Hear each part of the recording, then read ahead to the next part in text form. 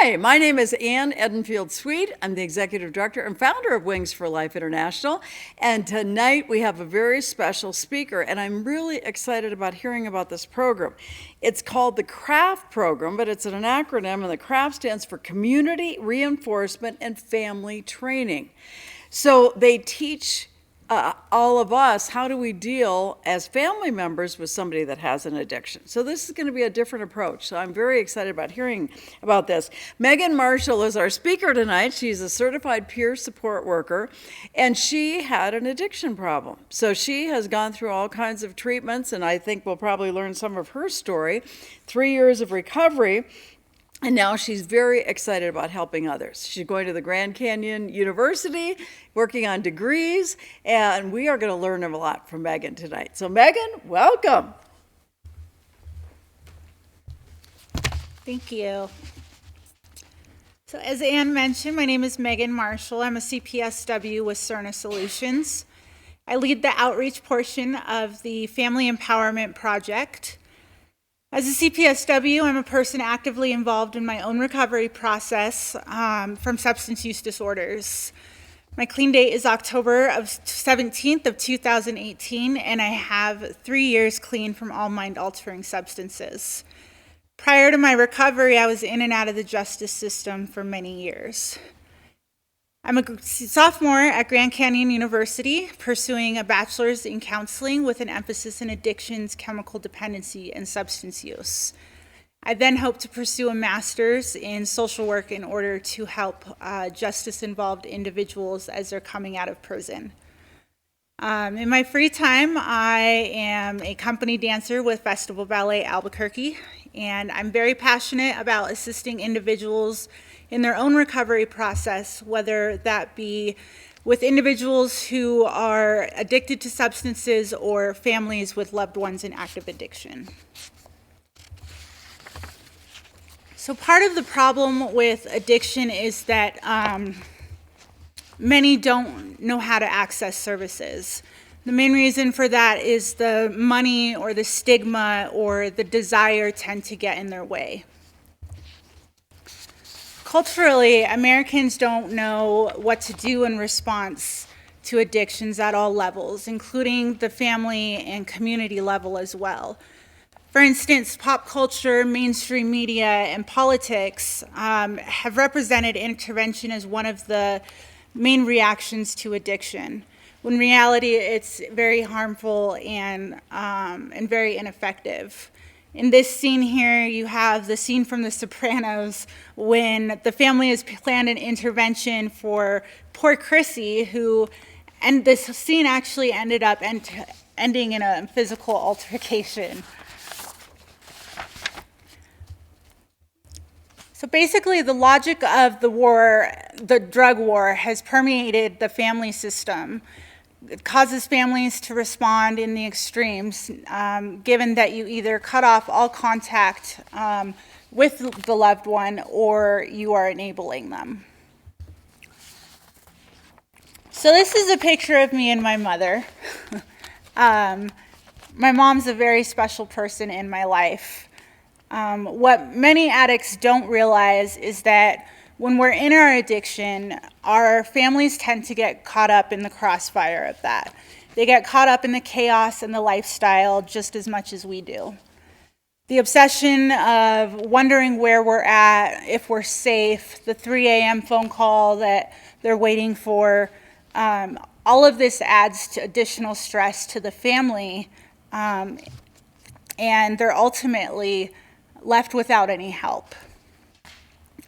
My mom became very torn between not knowing how to help me, enabling me, or wanting to set boundaries.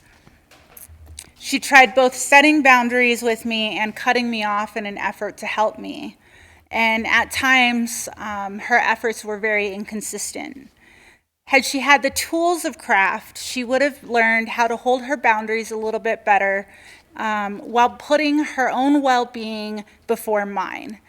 The moral of this slide is that we can't help someone else fill their own cup if ours is completely empty.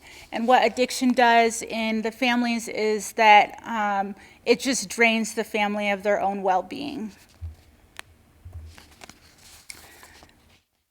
So what is the answer? The answer is to help families connect in positive ways that provide boundaries. The answer is also to help strengthen bonds and use them to guide behaviors. Ultimately, what we're saying is that through positive influence, we can help guide change in our loved ones' lives, ultimately to help them want to seek treatment. So community reinforcement and family training, as Ann mentioned, is CRAFT. It was developed by Dr. Robert J. Myers down at UNM. This is a picture of Dr. Myers, and he still teaches there today. It is the only evidence-based practice designed for families of persons with addiction. CRAFT research shows that 70% of resistant drug users voluntarily entered treatment. It is also demonstrated to have effectiveness for preparing families to deal with the behaviors post-discharge from treatment, incarceration, or hospitalization. So CRA stands for Community Reinforcement Approach. CRA is the approach for treating substance abuse, which aims to help the substance abuser change their lives, whether that be their environment or community, so that ultimately sobriety becomes more rewarding than the using. The main priority is we want sobriety to directly compete with their using.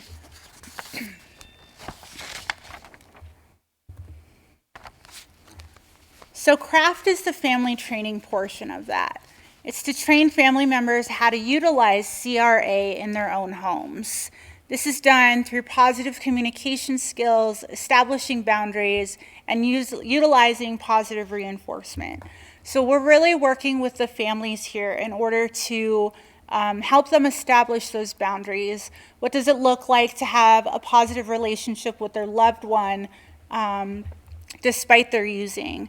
How do you stick to your boundaries? How do you put your own well-being ahead of your family member while they're in active addiction? So the basics of CRAFT are elimination of positive reinforcement for drinking and using behavior, as well as enhancement of positive reinforcement for non-drinking and non-using behavior. What this is saying is that we really work with the families. So, for example, I wouldn't be allowed over to my mom's house if I was under the influence. Had I not used that day, I was welcome at her house. This is what we mean by the elimination of positive reinforcement for their drinking or using behaviors. Ultimately, we want to teach the loved ones how to directly compete with substance use by allowing their natural consequences to happen. And we do this by using positive reinforcement for non-using moments. So CRAFT has 3 major goals. The first one is to reduce loved ones' harmful substance use. The second one is to engage a loved one into treatment. And the third, and probably the most important, is to improve the functioning of the CSO. The CSO stands for the concerned significant other. So that would be mom or dad or sister or whoever is having to suffer the consequences of their loved one's using. The most unique thing about CRAFT is, and what sets it apart from other programs, is that it teaches the concerned significant other to put their own well-being first. So we're not focusing on the loved one who's out using. We're focusing more on how can the family put their own well-being first. What does that look like? What does self-care look like to them?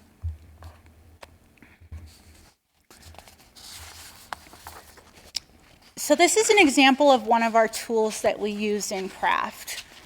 This is probably during one of the very first sessions that we meet with the families. We call it our happiness scale. And it's a tool that we use to have a client-led assessment.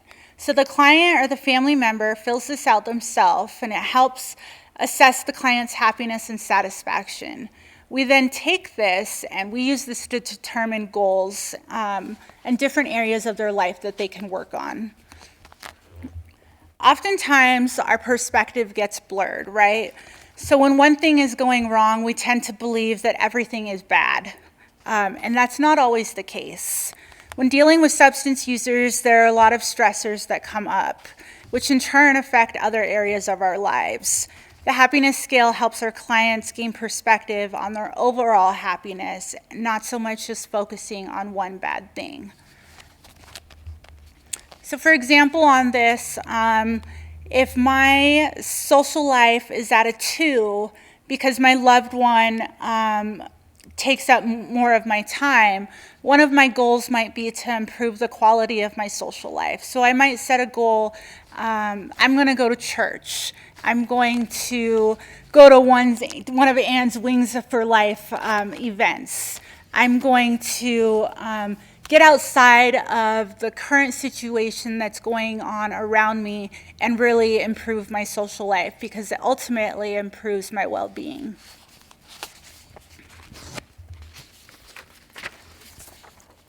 So why the family members? When looking at statistics in New Mexico, the majority of our programs and the majority of programs around the world are aimed specifically towards the loved one who's in active addiction. We wanted to challenge this. Ultimately, individuals who engage in treatment often report that the family encouraged them to seek treatment, meaning that they craved a better relationship with mom or dad, and that was only going to happen through seeking treatment. Families can influence substance abusers' behavior due to extensive contact. Families are also the absolute true experts on an abuser's behavior. Nobody witnesses the pattern of behavior of the loved one more than the family does. Families also need help. They're the victims of the violence. They're the victims of the verbal assaults, the money problems, the marital conflicts, the generational trauma that gets passed down. So here we have 4 different types of your traditional interventions. You have your 12-step program in which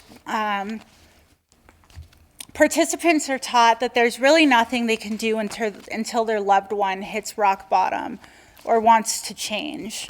Whereas CRAFT gives you the tools to start creating the positive change regardless. This means that we're not waiting around for the loved one to change their behaviors. We can change ourselves, and we can change the way we react to them. Then at the bottom, you have mental health counseling, which when combined with support groups work well with CRAFT. However, there's a lot of processing that isn't necessarily solution focused. Then you have your Johnson Institute interventions. As we mentioned before, interventions are pretty harmful, and they have a low success rate, and they're shame-based. Then at the very bottom, you have nothing. You wait until your loved one hits rock bottom. You wait for the phone call. You wait around worrying. You cry, and the list just keeps going on.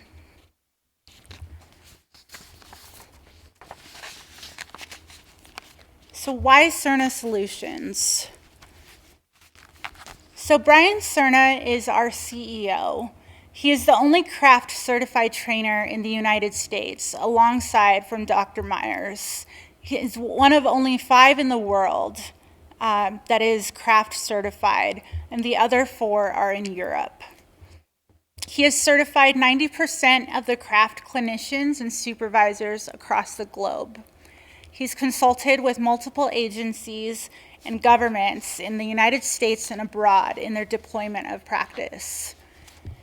As a service provider and a training organization, we're uniquely positioned to promote the service at multiple levels. Cerna Solutions has been providing craft coaching since 2013, and mostly to families who are out of state. Essentially, craft is underutilized, and Cerna Solutions has the willingness and the ability and also the resources to make craft services more accessible.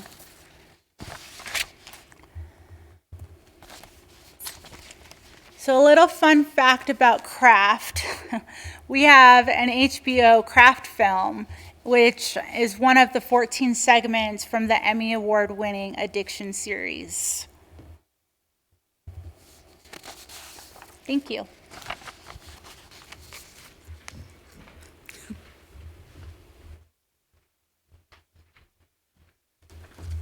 Well, thank you. Thanks, Megan. And her contact information is on the screen, and you will be able to contact her if you want more information about this.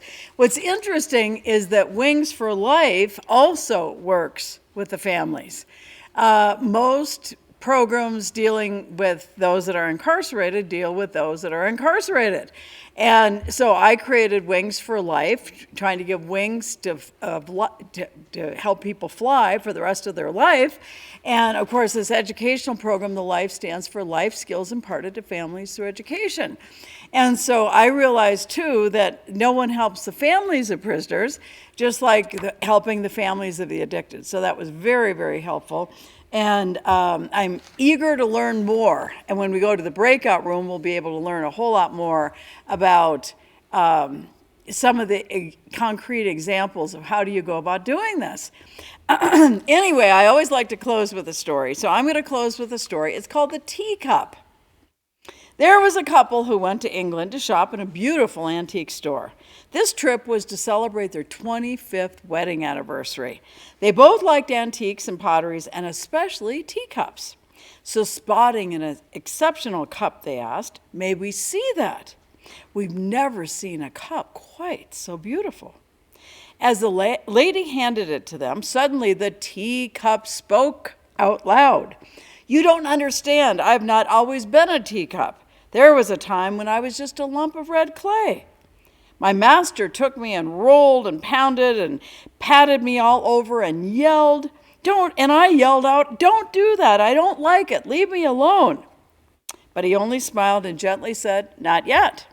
Then wham, I was placed on a spinning wheel, and suddenly I was spun around and around. 'Stop it, I'm getting dizzy. I'm going to be sick,' I screamed. But the master only nodded and said quietly, 'Not yet.' He spun and poked and prodded and bent me out of shape to suit himself. And then he put me in an oven. I never felt such heat. I yelled and knocked and pounded at the door. 'Help, get me out of here.' I could see through that opening, and I could read his lips, and he shook his head. 'Not yet.' When I thought I couldn't bear it for another minute, the door opened. He carefully took me out, put me on the shelf, and I began to cool. Oh, that felt so good. This is much better. But after I cooled, he picked me up and he brushed me and he painted me all over. The fumes were horrible. I thought I would gag. 'Oh, please, stop, I cried. He not only shook his head and said, 'Not yet,' but then suddenly, you know what he did? He put me back in the oven again. Only it was not like the first one. This was twice as hot, and I knew I was going to suffocate. I begged, I pleaded, I screamed, I cried. I was convinced I would never make it. I was ready to give up. Well, just then the door opened, and he took me out, and again he placed me on a shelf where I cooled, and I waited, and I was wondering what in the world's he going to do to me next. Well, an hour later, he handed me a mirror, and he said, "Look at yourself." And I did. I said, "Well, that's not me. That couldn't be me. That's beautiful. I'm beautiful." Well, quietly he spoke. "I just want you to remember then, I know it hurt to be rolled and pounded and patted, but if I had left you alone, you would have dried up. I know it made you dizzy to spin around on the wheel, but if I had stopped, you would have crumbled. I know it hurt and it was hot and disagreeable in the oven, but if I hadn't put you there, you would have cracked. I know the fumes were bad when I brushed you and painted you all over, but if I hadn't done that, you never would have hardened. You would not have any color in your life. If I hadn't put you back in that second oven, you wouldn't have survived for long because the hardness would not have held. Now you are a finished product. Now you are what I had in mind when I began. So, when your life seems hard and you are being pounded and patted and pushed almost beyond endurance, when your world seems to be spinning out of control, when you feel like you are in a fiery furnace of trial, when your life just seems to stink, well, try this. Brew a cup of tea in your favorite teacup. Sit down and think about this story, and then have a little talk with the potter. Well, this author is unknown, but don't you just love that story? And I imagine people that are going through addiction feel like all of the things that were described with this little teapot. But I hope that you will be like Megan, that you will look for treatment, that you will find the help, family members, that you will learn that there are others, millions of all of us out there who are dealing with loved ones with addiction and all kinds of problems, and together we can work and make a difference and hopefully become that beautiful little teacup that this story represents. So I thank you for being with us tonight. If you are with us on YouTube or Facebook, this will be the end of the program. If you are with us on Zoom, stay right here because we're going to go to breakout rooms. You're going to have a chance to talk to Megan. We're going to learn some of those actual examples of how she works with the families and how any of your questions we can talk about and how we can help all of us make change, positive change for our loved ones in our lives. So thanks for joining us every Monday night. Zoom, live Facebook, 6 o'clock Mountain Time, Wings for Life. Thanks, everybody, and have a blessed night. Bye-bye.